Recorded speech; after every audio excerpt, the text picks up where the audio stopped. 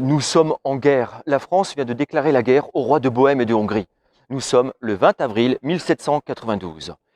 Devant la montée du bruit et du bruit des canons, Strasbourg est en première ligne. Et lorsque cette nouvelle arrive en ville, le maire de l'époque, Philippe Frédéric de Dietrich, demande à un jeune capitaine, Claude-Joseph Rouget de Lille, de composer un chant à la gloire de l'armée du Rhin.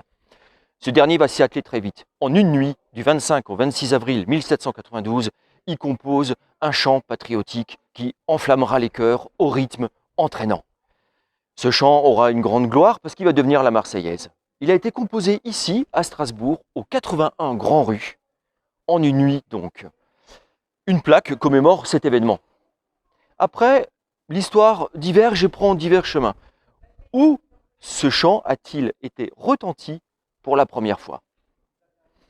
Alors que s'est-il passé?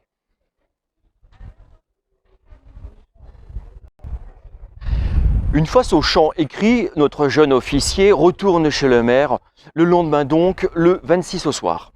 L'hôtel de Dietrich était situé place Broglie, à l'emplacement actuel de la Banque de France. Une plaque, la deuxième, vient nous rappeler cet événement, vient nous rappeler le souvenir un peu de cet événement. Et pour couronner le tout, un tableau va immortaliser cette scène en 1849. Il est actuellement exposé au musée historique. Sauf que l'histoire ne s'est pas écrite ici.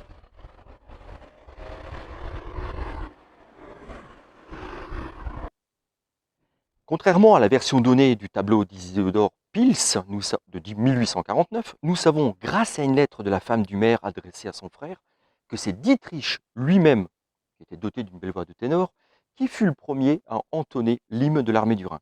Son épouse l'accompagnait au clavecin. Quant au lieu, il était au domicile du maire, au 17 rue des Charpentiers. Et c'est là, dans le salon de musique, qu'a retenti pour la première fois l'hymne pour l'armée du Rhin, qui deviendra plus tard la Marseillaise.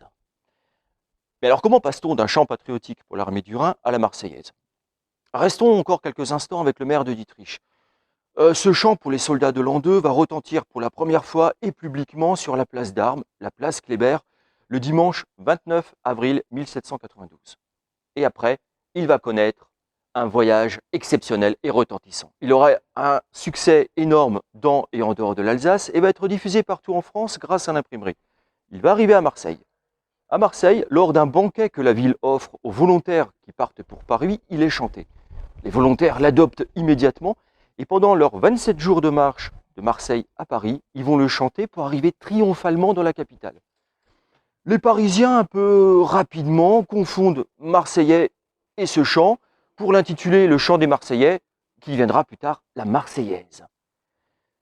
Et c'est ainsi qu'un chant écrit et composé, chanté pour la première fois ici à Strasbourg, va devenir le chant national adopté par l'Assemblée nationale en 1795. Et dire que ce chant aurait pu s'appeler la Strasbourgeoise.